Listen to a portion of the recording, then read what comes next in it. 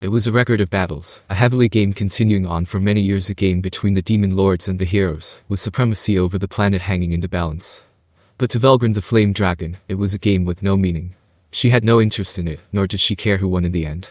Why go through all this trouble, she reasoned, when the two sides could just fight it out directly to determine the better player. Of course, Guy and Ludor had tried that many times and never settled upon a victor, and that's where this game came from. The only rule. No direct confrontation. I hated this game. Guy has Velzer to counter Rudra, but I'm the only one who can face Guy and I'm not sure I can win. Between us true dragons, we're clearly the underdogs in a fight I'm just not ready for. What a pain. She meant that. I've never been one for schemes or meticulous planning. I leave the 100-year plots to Ludor. My job is simple. If he wants me to fight, I strike. But facing my sister, Velzer, is a nightmare. She is the ice dragon, the stop to my acceleration. If we truly clash, we won't just fight. We'll both be erased. We'd eventually reincarnate, of course, but my current self would fade away and I refuse to lose this love I have for Ludor. That scares me more than death. To guarantee a complete victory, we needed insurance. My troublesome little brother, Vildor. But honestly, he's being a total headache. He finally broke his seal, yet instead of a glorious rampage, he's buddying up with some new demon lord, and even attending Walpurgis. Now, with our million-strong army knocking on his door, he's still held up in a labyrinth, refusing to show his face. It makes no sense. Has centuries of imprisonment finally made him lose his mind? Regardless, if Ludor wants this win, I'll do whatever it takes. He's always done what he pleases. But why hasn't he shown up this time? Vildor always did as he pleased, so why hasn't he shown up yet? He usually protects the forest of Jura with a vengeance, which is exactly what Ludor is counting on. To my love, an army of 1,000,000 is nothing more than fuel. He isn't looking for soldiers. He's looking for the rare few who can transcend their limits through absolute despair. Those overconfident commanders think their science can win, but it's farcical. They have no chance against a true dragon. I was giggling to myself, wondering how many would survive to awaken for Ludor's sake. But then, the reports came in. The actual results of this invasion. They left even me speechless. They were all wiped out. I was surprised myself. But you as well, eh? Quite a while since I've seen that look on your face. Don't make light of this. Neither of us was expecting a defeat so huge that absolutely no one's left alive. That means your aim to get even one single awakened has failed. The idea was to give as much experience to their soldiers and officers as possible, raising them up to be at least Imperial Knight material. Those were the people who'd become awakened in operations like this. That was the hidden objective of it all, but instead, they had 0 survivors. Claiming the attack on Vildor turned out better than this was, if anything, underselling the issue. Only through interacting with the greatest strength in the world, experiencing the despair that wrought, and living to tell the tale, could a human being enhance their chances of evolution.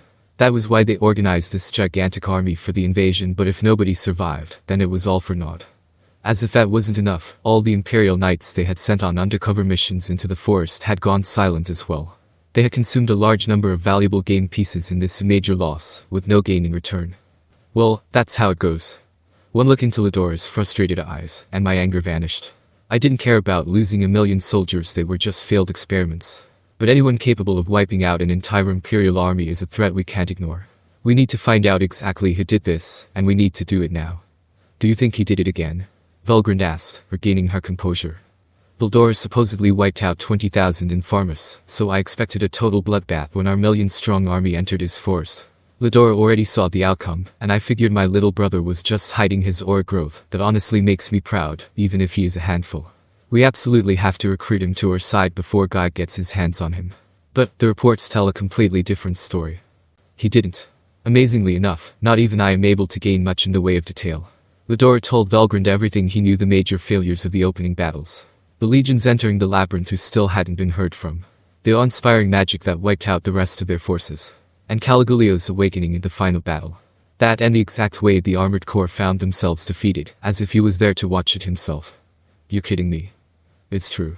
All 4 of the remaining primals are aiding the demon lord Rimuru's camp. If they decide to throw everything they have into battle, your brother hardly needs to lift a finger. Then the balance of this game has utterly collapsed. I wonder if Guy is just as upset about this. Or is it exactly what he wanted? Good question. If this is what Guy has been after all along, it's time for us to admit we're at a huge disadvantage in this battle. Ludor chuckled. They had spent years upon years building their strength, preparing for the best possible moment to strike steadily, never rushing anything. And now, in the blink of an eye, someone else had acquired an unimaginable amount of strength. This was Rimuru, the newbie, the smallest of little specks they never even noticed before. It was time to admit as much. And Velgrynd, sensing that, began kindling a burning desire to fight this threat. But you haven't been able to fully grasp the scene inside the labyrinth. Haha. You got it. Annoyingly enough, not even my power can break Rimuru own. It made sense to Velgrynd. The Labyrinth Master had been all but impenetrable, not exactly an impartial referee for this game, but definitely not someone involved with the pieces on the board. Until now. Now she was completely favoring the Demon Lord Rimuru. Regardless of how their game with Guy turns out, she was planning to set up shop in the Forest of Jura that the Empire just attempted to invade. Rimuru did not have any great power herself. She seemed negligible enough to Velgrynd, someone who'd never have any effect on the game. But her mazecraft skill was likely capable of shutting out all information between the labyrinth and the outside world. That, she now realized as she rolled her eyes, was going to be cumbersome. But didn't Rimuru lose her power as the arbitrator? She certainly did. I neglected her since she was no threat to us, but her labyrinth may just be the greatest hiding place in the world. We could see into it through Bernie's and Juwa's eyes until now, but now you can't, out of nowhere. Lidor nodded. I'm sure this was a ploy to catch me off guard. I suppose it was. This is certainly more troubling than I thought. Velgrynd understood just how serious this was. Basically, they had no idea what happened inside the labyrinth. Normally, she'd default to assuming Veldora did something, but now she felt there was more to it than that. The main issue here is that Rimuru's apparently stuck some powerful compatriots of his inside the labyrinth as well. Your brother is the highest ranking among them, but who can say how much this newcomer has tamed him? The Veldora I know would never meekly take orders from someone else. And while you may be another matter, I doubt Rimuru could bind him down with a skill of any sort. The reports indicated he was working in tandem with the Demon Lord Rimuru, but Veldora was never the type to do other people's bidding. He openly defied Velgrynd and Velzard, his other sister, all the time. She felt safe assuming that no one could subdue him by force. So did the Demon Lord prepare something that could actually make Veldora his lapdog? Velgrynd tried to imagine what it could be but gave up. If such a thing existed, we wouldn't have gone through all this trouble over the years. Perhaps I could ask the Demon Lord Rimuru himself. Best to hear it from the Demon Lord, I'd say. Velgrynd's muttering made Lidor laugh out loud. Ha. I'm glad you've come to the same conclusion I did. This Demon Lord Rimuru could no longer be ignored by either of them. Given that he'd already tamed primals, it was safe to assume that Veldora was similarly at his beck and call. If that were the case, they'd need to figure out how to wrest Veldora from Guy's camp first. If we're going to make a move, now might be a good time for it. Guy has no doubt let his guard down, now that our first advance failed. A Demon Lord as patient as he would no doubt expect us to retreat and wait for our next chance. Good point. He's always been careful with his movements, never taking major risks. Perhaps a quicker move is better advised here. We have little time to lose anyway. Velgrynd was delighted. Finally, Lidor was looking to settle matters with Guy. They would no longer bide their time, and she could use this opportunity to seize control of Veldora in short order. Perhaps their momentum could also crush the newcomer Demon Lord Rimuru, too, bringing them toward an all-or-nothing confrontation with Guy. Ha ha ha. Allow me to handle this, then. I'll go out there, kick some ass, and then you can come over and lay the groundwork. I believe in you, Lidor. Of course. And if we can just get our hands on Veldora, the rest will take care of itself. Tensura's come up with a rather interesting plan as well, so I think we can make up for this debacle very shortly. Even the nightmarish primals would be no match for a true dragon like Velgrynd in a head-on matchup. If they defied her, she'd smash them to the ground so they didn't cause needless trouble later. There may be others in the camp who cause problems for us. But if I'm out on the battlefield, it's all moot anyway. Now Velgrynd was exuding confidence. Well, how about we make those fools shed some blood to warm up? Their attention was turned toward a group of people arrogant enough to defy Lidor, a band they had allowed to go free so far. That would end today. Anyone who plotted a coup against the Emperor would see no possible outcome except death. That was why Velgrynd made the suggestion, but Lidor just grinned and shook his head. I'd rather keep them alive than kill them. Oh? That's uncommon to hear from you. I thought you'd be kind enough to grant them a painless death.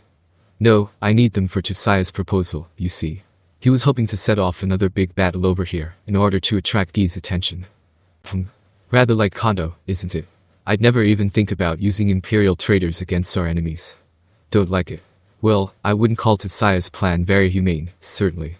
But I do believe it makes logical sense. Velgrynd gave this a vague nod. No matter how outlandishly cruel this plan was, it didn't matter to her. She just wanted to give the traitors divine punishment with her own two hands. He was a true dragon who loved Lidor, but she certainly didn't love humans at all. She didn't have a vendetta against them, no desire to kill them down to the last man, but anyone foolish enough to betray the Emperor needed to die. Well, alright. If it'll help Lidor, I will let them go for now. With that, Velgrynd moved on. So what's Kondo's plan, exactly? I'll talk about that in a moment, but first, we need to review our current strategy. Velgrynd immediately knew what he meant. Ah, right. With things how they are, a two-pronged strategy is kind of pointless. Exactly. Let's withdraw for now. We can always attack Luminous later. Yes, once you and I persuade Veldora to join us, everything else is bound to come together, too. But I'll call Gradim and his forces back as well, just in case we run into any resistance. Would you mind? Not at all. For now, let's keep the rebels subjugated and take down Dworgen while we're at it. That should be enough to fully distract Guy. With that, their scheming was over. Velgrynd stood up. It had been millennia since she had waded into the game. And now the table was set for a tragedy that would later be called the Red Purge.